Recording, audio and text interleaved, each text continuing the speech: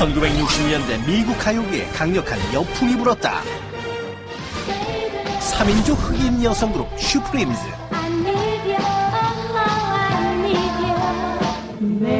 환상적인 화음의 맥과이어 시스터즈. 그리고 스윙 댄스의 붐을 일으킨 앤드류 시스터즈까지 자매 여성 그룹들이 최고의 인기를 누리고 있었는데, 워싱턴 광장을 불렀던 맥과이어 시스터즈, 또 앤드류 시스터즈, 이런 어떤 그 중창단의 인기가 대단했는데, 그런데 그들에게 도전장을 던진 대한민국 시스터즈가 나타났다. 근데 숙자, 애자, 민자 그렇게 불렀어요. 그러니까 민자 씨는 이제 이시고 나머지 둘은 김씨니까 김씨가 숫자가 많으니 시스터즈지 뭐 어렵게 생각할 거 없어요. 과연 세계를 뒤흔든 또 하나의 대한민국 시스터즈. 그녀들은 누구였을까?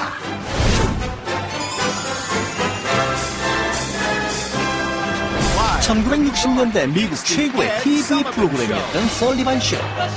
세계적인 스타만이 설 수 있었던 이 무대엔 전 세계 팝음악을 풍부한 영국 그룹 비틀즈, 로큰롤의 슈퍼스타 엘비스 프레슬리, 팝의 황제 마이클 잭슨 등이 올랐는데, 에드 설리반 쇼는 뭐 당시에 또 뭐 세계적 비틀즈도 그렇고 미국에 이렇게 진출한 팀들은 나가고 싶은 꿈의 무대 전국 방송이고, 거기를 나가면 일단 슈퍼스타가 되는 거고. Here are the very delightful Kim Sisters of Korea. So let's have a wonderful welcome. 그런데 이 대단한 설리반 쇼에 한국 소녀들이 나타난 것이다.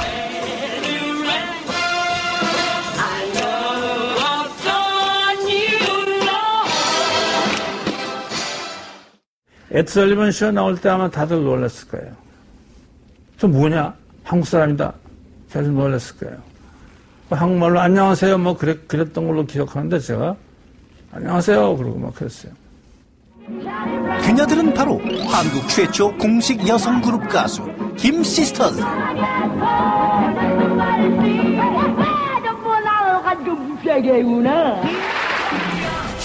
한국에서 온 이 여성 그룹은 찰리 브라운이라는 곡으로 빌보드 차트 진입까지 성공하게 되는데, 이 노래로 그 싱글 차트 6위까지 올라요. 정말 1962년도라는, 말하자면 한국이란 나라, 코리아라는 이름을 잘 몰랐을 당시에 그 빌보드 차트에 올랐다는 것은 정말 대단한 기록이죠. 그녀들의 기록은 이뿐만이 아니었다. 1967년 라스베가스의 고액 납세자로 등극, 어마어마한 세금을 지급했을 정도였다는데, 그 당시에 우리 국민 소득이 뭐 2,000달러 뭐 이렇게 얘기할 텐데, 그 김 시스터즈는 일주일에 받는 개런티가 뭐 그 정도였으니까 그 당시에 그 인기는 뭐 가히 짐작할 수 있죠. 그도 그럴 것이 김 시스터즈는 딘 마틴, 마릴린 몰로 등 할리우드 탑스타들과 같은 무대를 장식하곤 했다. 그런데 그녀들의 화려한 명성 있기까지 사실 대한민국 원조 시스터즈의 희생이 있었기에 가능했다는데, 그 고향 산천 고개는 할렐루야. 그 주인공은 바로 김 시스터즈의 어머니 이난영이었다.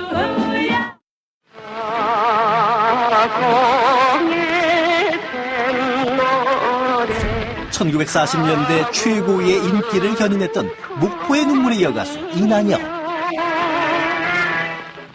고향초이의 장세정.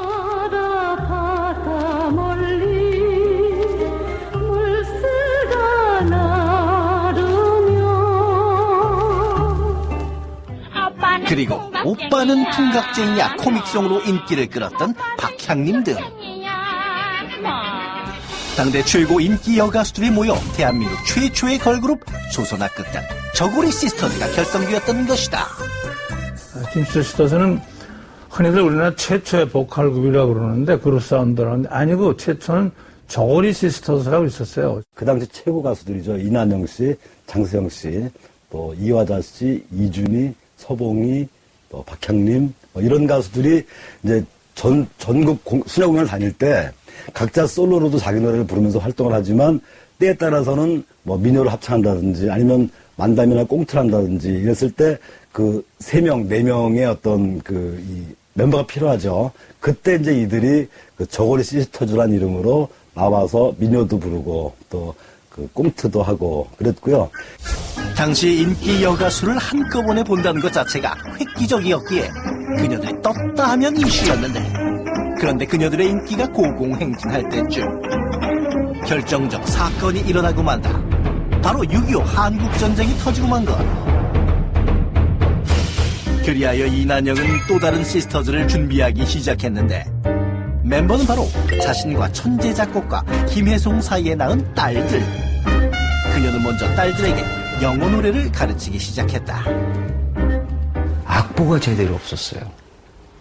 그럼 어떻게 해야 됩니까? 백판, 가짜판 사다가 듣는 거예요. 듣고 자기 파트를 따는 거야. 막 따. 그럼 그렇게까지 뭐 악보도 없지, 가사도 없지, 어떡합니까? 그러니까 한국말로 영어를 따는 거예요. 혹독한 영어 노래 훈련을 시켰던 데는 분명한 이유가 있었다. 딸들의 재능을 일찌감치 알아본 이난영은 그녀들이 미 8군 무대에서 재능을 펼칠 수 있도록 철저히 준비를 시킨 것이다. 국민도시와 숫자의 자민자 새아가씨가 엮어 보내드리는 노래의 꽃다발 김시스터즈의 노래로. 그리하여 1953년 민자, 애자, 숙자 노래하는 세자매 김시스터즈가 탄생하게 된다. 그러나 무대에 한 번 오르는 것조차 결코 쉽지만은 않았다. 광복 이후 한국에 주둔하기 시작한 미 8군 공연 무대에 오르려는 이들이 한두 명이 아니었던 것. 그야말로 전쟁터를 방불케 했는데, 미 8군 쇼는 뭐 철저히 그 한국 속의 이방지대예요. 미군들을 위한 공연이다 보니까 그 세계적으로 유행하는 외국 팝들을 주로 불러야 됐었고, 거기에 이 무대에 서는 가수들도 그냥 아무나 쓰는 무대가 아니고 그 철저한 오디션을 거쳐서 그 오디션을 통과해야지만 그 무대에 설 수 있는데, 거의 거기는 3개월, 4개월에 한 번씩 오디션을 봤어요. 이제 한 단체가. 그래서 이제 클래스가 매겨져요. 뭐, 스페셜 A, B, C, 뭐 이런 식으로 너나 없이 뭐 정말 쟁쟁했죠. 그러니까 오디션을 앞두고는 연습 굉장히 많이 했습니다. 왜냐하면 또 다른 단체가 뒤지지 않게 하기 위해서. 오디션에서 B 이상의 등급을 받아야 겨우 무대에 오를 기회가 주어졌다. 그도 그럴 것이 패티김, 윤복희 등 당시 네로라 하는 가수들 대부분이 미 8군 출신이었을 정도로 쟁쟁한 실력파들이 모이는 곳이다 보니 지속적으로 무대에 오르기 위해선 노래와 율동은 기본, 남의 경쟁력이 필요했는데, 그런데 그러한 불꽃 튀는 경쟁에도 불구하고 김시스터즈의 인기는 하늘 높은 줄 모르고 치솟았다. 김시스터즈 무대는 그야말로 열광적이었어요. 그래서 그 많은 미군 클럽들 그 매니저들이 김시스터즈를 그야말로 모시기 경쟁이라고 그러죠. 김시스터즈를 캐스팅하기 위해서 이 쇼 프로모터라든지 매니저들이 아예 이불을 다 들고 와서 그 밤을 새서 데려가는 그런 어떤 모시 경쟁의 그 스타였죠. 그녀들의 명성은 입에서 입으로 전해졌다. 1959년엔 새로운 스타 발굴을 위해 일본을 찾았던 미국인 연예기획자에게 발탁돼 미국 데뷔까지 하게 되는데, 뭐 새로운 인재 없나 해서 사실 일본의 동경에 이제 갔다가 일본 현지에서 주한 이제 미군들이 휴가를 얻어서 일본으로 놀러 간 미군 병사들을 통해 가지고 미8군 병사들을 통해 가지고 한국에 장난 아닌 그 걸들이 있다고 이 얘기를 듣고 한국으로 날라가가지고 그 공연을 보고 완전 반해서 롱드레스 쫙 입고 옆에 쫙 줄 쫙 파이고 그런 패션의 모양이 있었어요. 그리고 외국 노래를 너무 잘하고 화음을 정말 잘 넣었어요. 그래서 외국 사람들이 마치 자기네 나라에 온 것냐 그렇게 아마 됐고, 실력도 실력이지만 김시스터즈에겐 또 하나의 결정적인 경쟁력이 있었다는데 그녀들의 무대에서 꼭 빠지지 않았던 이것 바로 악기였다.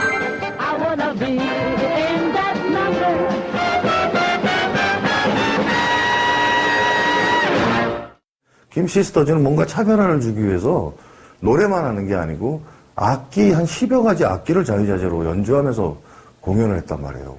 가만히 서서 이렇게 서서 체라제 세우고 노래 부르는 게 옛날 아닙니까? 이 재주꾼들이에요. 그냥 무대에서 막 기타 연주하죠. 춤추죠. 노래 부르죠. 춤추며 노래하는 것이 생각지도 못할 때 우리나라는. 또 항상 막 얼마나 웃는지 말이에요. 그 사람들 사진 한번 지금 혹시 기회 되면 보세요. 웃지 않는 사진이 한 개도 없어요. 어? 그리고 또 하나의 인기 비결이 있었으니 그녀들의 별명 동양에서 온 진주가 알려주듯 바로 한국적인 요소들로 매력을 어필했던 것이다.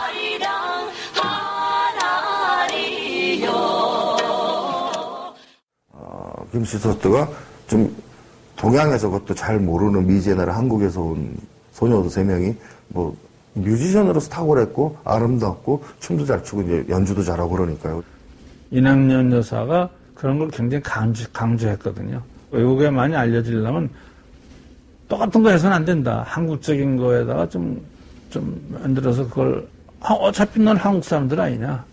머리를 동양 쪽으로 한다 해서 머리를 틀어뜨리지 않고 꼭 이렇게 묶었어요. 뒤에 이렇게 묶어서 이렇게 올려가지고 묶었어요. 그게 이제 한국적이다. 한복을 입어도 되게끔. 심지어 김시스터즈가 미국 활동 중에 발표한 신곡 제목이 김치 깍두기였을 정도. 김시스터즈는 미국에서 워낙 바빴고 워낙 많은 활동을 하다 보니까 말과 그리고 풍습이 달라서 사실은 많은 고생을 했었어요. 특히 이 막내 애자 씨 같은 경우는 영양실조까지 걸려서 화제가 됐는데, 그러니까 먹을 게 없어서 영양실조가 아니고 맛있게 먹지 못하는 거죠. 그래서 바로 이 국내에서 먹었던 김치깍두기 이걸 그리하면서 불렀던 그들의 노래였죠. 이 노래를 듣는 재미교포들은 눈물을 훔치곤 했다. 내 고향, 우리 것에 대한 그리움을 그녀들의 노래가 위로해줬던 것이다. 우리나라 자랑스런 김치깍두기 전하게나 잊지 못할 김치깍두기.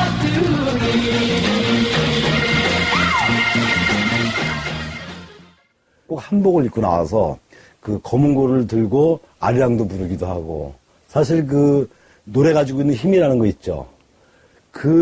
머나먼 타국에서 그 가락과 우리나라 사람이 우리말로 부르는 그 노래를 불렀을 때 그들이 받게 될 감동은 뭐 상상할 수 있잖아요. 그런 역할을 김시스터즈가 했죠. 미국에서 이름을 떨치고 있는 김시스터즈 민작 애자 숙자 세 아가씨의 귀국 공연이 서울에서 있었습니다. 이미 고인이 된 우리 가요계의 이낙연 여사의 딸인 이들 세 자매는 어머니의 평소 유언으로 무대에서 살다 무대에서 일생을 마치라는 간곡한 부탁으로 이국 땅 미국에 건너가 모진 고생 끝에 오늘의 이 영광을 차지했습니다. 국내에서도 그녀들의 활약상은 늘 최고의 뉴스거리가 되었는데 김시스터즈의 활약과 함께 한국에서 최고의 인기를 누리는 시스터즈가 또 있었으니 바로 이 시스터즈였다. 나라 위해 일어섰네 영군 내들이. 서울의 아가씨는 멋쟁이 아가씨.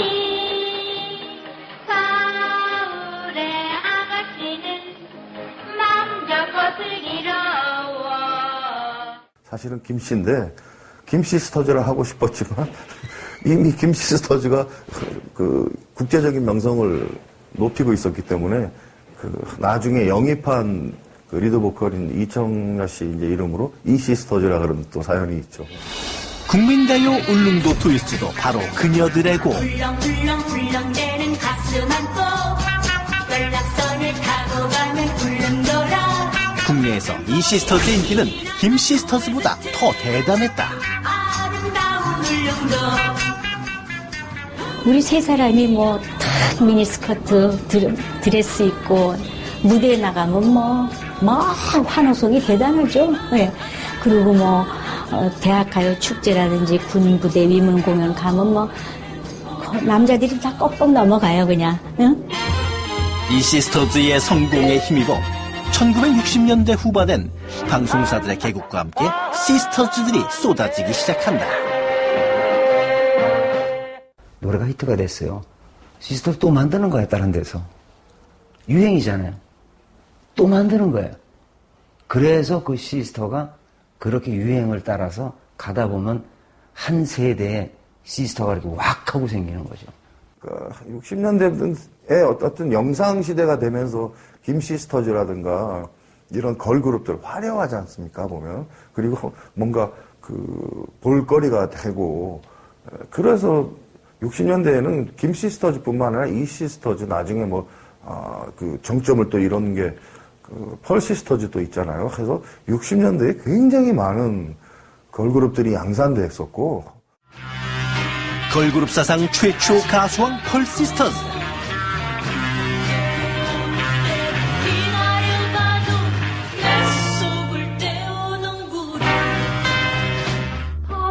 목소리가 은쟁반에 구슬 굴러가는 듯했다는 은방울 자매.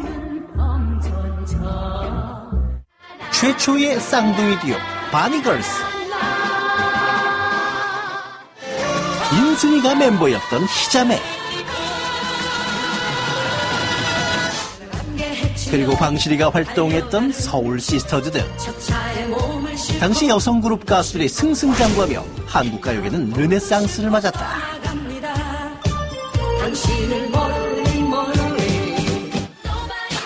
그로부터 50년, 그동안 무려 500여 개의 여성 그룹이 뜨고 졌으며 이제 대한민국 여성 그룹의 파워는 한국뿐만 아니라 세계가 환호할 정도로 막강해졌다. 바로 그녀들 시스터즈가 그 힘의 원천이었던 것은 아닐까. 한국 하면 떠오르는 게 전쟁 고아, 분단 이런 거였거든요. 그런 나라에서 정말로 이 꿈과 희망을 노래하는 스타들이 등장했다는 것은 경이로운 일 중에 하나였죠. 그렇기 때문에 그들의 활약상이 더 눈물겨웠고 또 그들을 바라보는 많은 눈들이 더 감동을 받을 수 있었던 거죠. 60년대 다 굉장히 힘든 시기였었고 정말 암울한 시기에서 우리들의 노래가 이 사회를 굉장히 밝고 이렇게 희망을 가지고 발전할 수 있는 그런 기회를 우리가 만들어드리지 않았나? 이런 또 자부심도 가져봅니다. 가요계의 꽃이라고 일컬어지는 여성 그룹들. 그녀들은 바로 당시 우리들의 지친 삶을 위로해주던 소중한 존재였다.